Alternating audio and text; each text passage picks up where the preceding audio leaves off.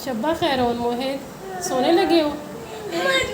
कोई कहानी सुनाया कौन से वाली? आज आदम अलैहिस्सलाम के बाद क्या हुआ था? जब वो दुनिया में आए थे, हाँ, उसके बाद क्या हुआ? तौबा करने के बाद। जब अल्लाह ताला ने उनकी तौबा कबूल कर ली थी, हाँ, जब वो अल्लाह ताला ने उनकी तौबा कबूल की थी, आपको पता था वो कितने साल रोए थे? 200 साल तक रोते रहे थे। 200 साल। और उनका कलर भी डल हो गया था, इतना उन्होंने गम किया था, दुख किया था। क्यों? फिर जब तौबा कबूल हुई, क्यों दुख क्यों किया था? क्यों न इतनी अच्छी जगह, जन्नत इतनी प्यारी जगह से जब अल्लाह ताला ने, जब आप किसी अच्छी जगह पे हो, बाहर आओ, अच्छे घर में जाओ, जब आपसे वो छीन लिया जाएगा तो आपको दुख नहीं होगा? मुझे चाहिए रहा था। हाँ, तो जन्नत को आप, जन्नत तो इतनी पुरसकून जगह, कितने प्यारे वहाँ परिंदे हैं, दरख्त हैं, फल हैं, कितनी खूबसूरत जगह है, उसके लिए तो हर कोई दुआ करता है। तो जब वहाँ से दुनिया में आए तो उनको दुख ही लगना था ना, दुख ही लगना था ना। तो फिर क्या हुआ? फिर उन्होंने इस तरीके से किया कि उनका जो उनके जिस्म पे पैर, वहाँ उस वक्त कौन से कपड़े होते थे, उन्होंने अंजीर के पत्तों से के साथ अपना जिस्म को ढांपा हुआ था, तो वो ड्राई हो गए थे, उनके वो पत्ते सूख गए थे।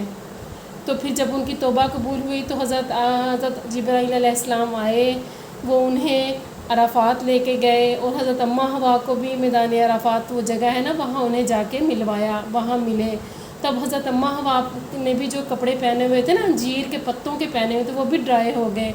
जब अल्लाह ताला ने उनकी ये हालत देखी कि उनके जो पत्ते हैं वो इस तरीके से हो गए, फिर अल्लाह ताला ने एक दुम्बा भेजा और कहा हज़रत जिब्राईल अलैहिस्सलाम को इन्हें बताएं। फिर उन्हें बताया कि उनके जो बाल थे ना दुम्बे के, वो उतारे। फिर हज़रत अम्मा हवा ने उनको धागा बनाया उनके बालों का, हैं। तब पहले ज़माने में ना ऐसे वो मशीनें हाथ की होती थी, हाथ से धागे बनाते थे।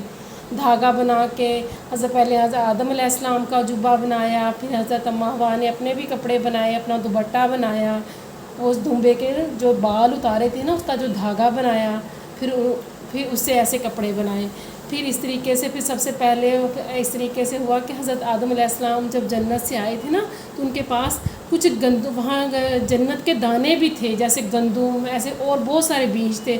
कुछ तो जब गम में होते थे तो शैतान ने फ़ायदा उठाया, कुछ को तो उसने ख़राब कर दिए शैतान ने वो दाने, लेकिन कुछ रहने दिए, उनमें गंदुम का दाना भी था।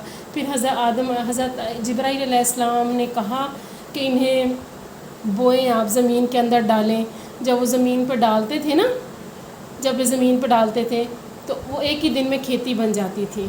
तो आपको पता है जब हज़रत आदम अलैहिस्सलाम ज़मीन पे आए थे तो उनका कद मुबारक कितना ज़्यादा था, इतना कद मुबारक, इतना जितना आज के दौर में हम 3 दिन सफ़र करते रहे ना, 3 दिन करके जितना सफ़र करेंगे ना, वो एक कदम में उतना सफ़र तय कर लेते थे, इतना सफ़र तय कर लेते थे। फिर उनका कद मुबारक कहते हैं, लिखा है कि उनका 30 गज़ फिर हुआ, फिर कुछ कम हुआ, कहीं कितना लिखा हुआ, कहीं कितना लिखा हुआ है। हाँ, पहले बादलों तक थे, बहुत ऊंचा कद था। फिर उनका छोटा हुआ, वो जब चलते थे ना, हम बहुत बड़ा कदम होता था। फिर वो जहाँ जहाँ पाँव रखते थे ना, उस जगह पे हरियाली आ जाती थी, उस जगह पे फसलें उगाती थी। तो वहाँ कोई पौधे नहीं होते, लेकिन जहाँ वो कदम रखते थे वहाँ हरियाली हो जाती थी।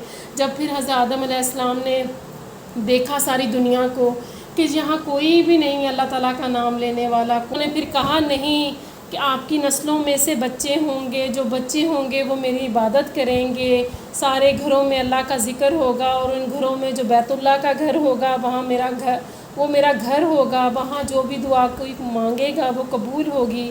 तो फिर इस तरीके से हज़रत आदम अलैहिस्सलाम को बताया कि इस जगह पे जाएं, वहाँ जाके वहाँ खाना काबा की तामीर करें। अल्लाह ताला ने कहा कि हज़रत जिब्राईल अलैहिस्सलाम के जैसे वो वही लेके आते थे कि जिस तरीके से आपने ऊपर फ़रिश्तों को देखा था ना बैतुल मामूर को कि वो तवाफ़ कर रहे हैं, इस तरीके से आप ज़मीन पर भी वैसे मेरा एक घर बनाएं, जहाँ जो भी मेरे नेक बंदे होंगे ना वो यहाँ आएंगे, वो अल्लाह का ज़िक्र करेंगे, वो मेरी इबादत करेंगे।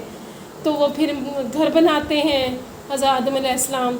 फिर जब घर बनता है तो फिर वो तवाफ़ करते हैं। फिर हज़रत जिब्राईल अलैहिस्सलाम ने गंदुम का बताया कि गंदुम को बोएं, گندم جب ایک ہی دن میں جب انہیں بویا تو فصل بن گئی، پھر ان کو بتایا کہ اس کو ہاتھ میں رکھیں تو اس کے اندر سے دانے نکل آئیں گے. ان دانوں کو پھر حضرت جبرائیل علیہ السلام نے کہا کہ 2 پتھر کے ٹکڑے دیے، چکی بنا کے دی اس طریقے سے کہ اس طریقے ان کے اندر گھمائیں تو یہ آٹا نکل آئے گا. پھر آٹا بنایا، پھر آٹے کو گوندنا بتایا.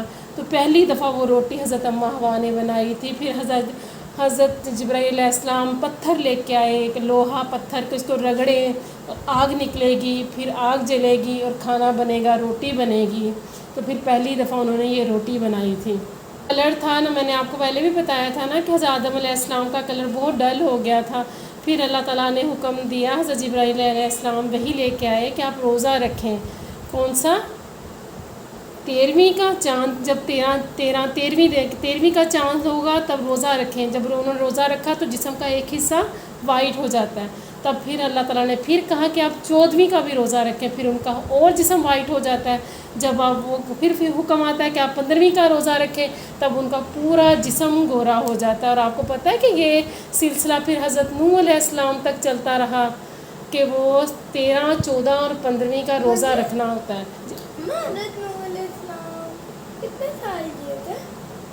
حضرت نوح علیہ السلام کی جب سٹوری سنائیں گے نا تب ہم ان میں ذکر کریں گے نا. ابھی ہم حضرت آدم علیہ السلام کی سٹوری کو کمپلیٹ کر رہے ہیں. تو جب حضرت آدم علیہ السلام نے پہلی دفعہ روزے رکھے تھے، جس طریقے سے ہم پہ فرض ہیں نا 30 روزے، تب انہوں نے 3 روزے رکھے تھے، 13، 14 اور 15ویں کا، 13ویں چاند کی. جو پتے تھے وہ والے جو وہ یلو ہو گئے تھے، نہیں ڈرائی ہو گئے تھے جو انہوں نے پہنے ہوئے تھے. یلو تھوڑی ہوتے، براؤن ہو گئے ہوں گے، وہ تو سوکھ گئے تھے. اور پھر جب ان کے بچے ہوتے تھے، آپ کو پتہ ہے ان کے بچے جڑواں ہوتے تھے حضرت آدم علیہ السلام کے، حضرت اماں حوا کے، ان کے جڑواں بچے، جیسے آپ دونوں جڑواں ہو ہیں، آپ ٹوئنز ہو نا حضرت اماں حوا ہیں. آپ کو کیا، آپ کو نہیں پتہ آپ ٹوئنز ہو ہیں؟ ایسے حضرت اماں. ہاں چلو اب آپ سو جاؤ. سونے کی دعا اب آپ کو آتی ہے نا، سناؤ ذرا سونے کی دعا،